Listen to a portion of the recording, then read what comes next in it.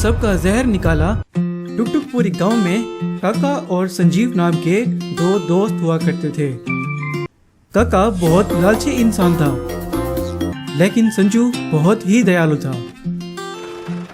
वैसे दोनों दोस्त खेती करके जीवन गुजार रहे थे। बाद में खेती करके आते समय कुछ अपने गुंडों को लिए सेठ पवन सिंह अपनी गाड़ियों पर उनके सामने आ गया। पवन सिंह, शायद अभी तक तुम्हें समझ नहीं आया कि मैं कितना खतरनाक हूँ। 3 महीनों से चक्कर लगा रहा हूँ, अभी तक तुमने घर का किराया नहीं दिया। अब तुम ही बताओ तुम्हारे साथ क्या बर्ताव किया जाए। सेठ जी, मुझे माफ कर दें, आपको तो पता है पिछले कुछ महीनों से बड़ी मुश्किल से गुजारा हो रहा है। मैं कोशिश करूंगा अगले महीने तक पैसे लौटाने की। पवन सिंह बहुत गुस्से में आग बगोला हो गया।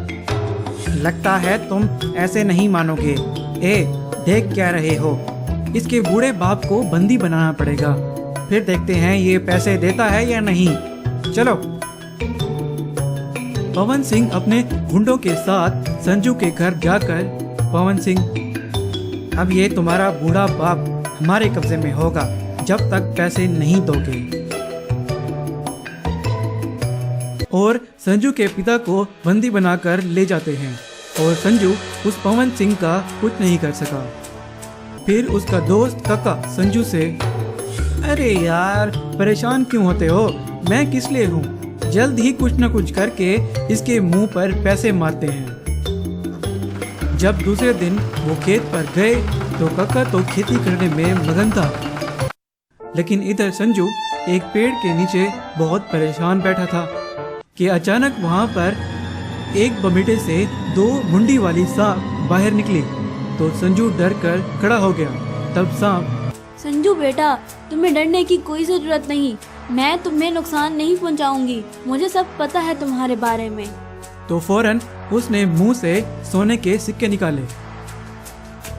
जाओ संजू बेटा, इन सिक्कों को बेचकर अपनी परेशानी दूर करो। तो फौरन वहाँ पर काका आ गया।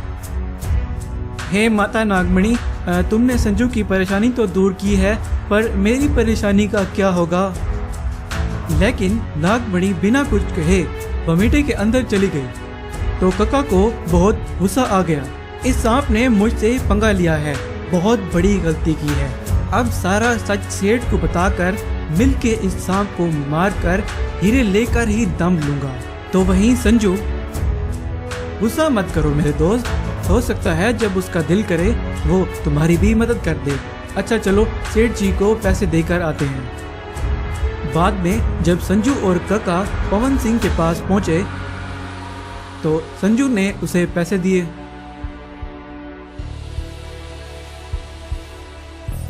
सेठ जी, अब तो हमारे पिताजी को छोड़ दें।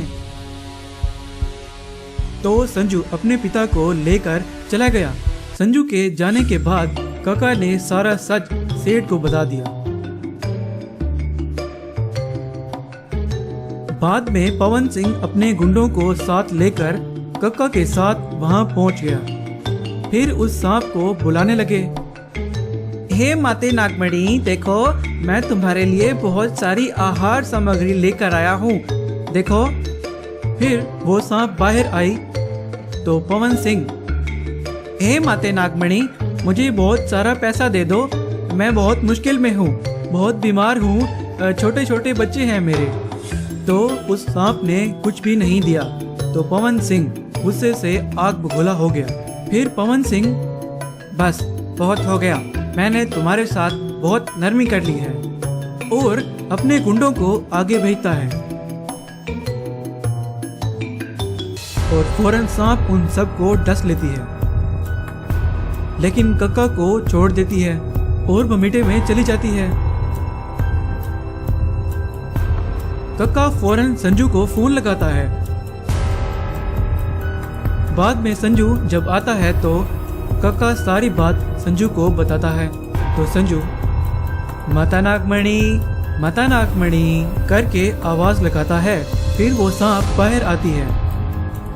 माता नागमणि, मुझे माफ करना, हमारे सेठ जी की लालच की वजह से ये सब हुआ है, कृपया करके इन सब को ठीक कर दीजिए। हाँ संजू बेटा, ठीक है, मैं तुम्हारी अच्छाई को देखकर इनको ठीक करती हूँ। तो उन सब का जहर निकाला और सब ठीक होकर, संजू बेटा मुझे माफ़ करना, तुम्हारी वजह से मेरी जान बची है। बचपन से ही मेरी परवरिश ऐसी ही की गई थी, मुझे माफ़ करना। अब ये घर मैं तुम्हारे नाम करता हूँ, तुम्हें आइंदा कोई ज़रूरत नहीं है घर का किराया देने की। और संजू से कक्का भी माफ़ी मांग लेता है।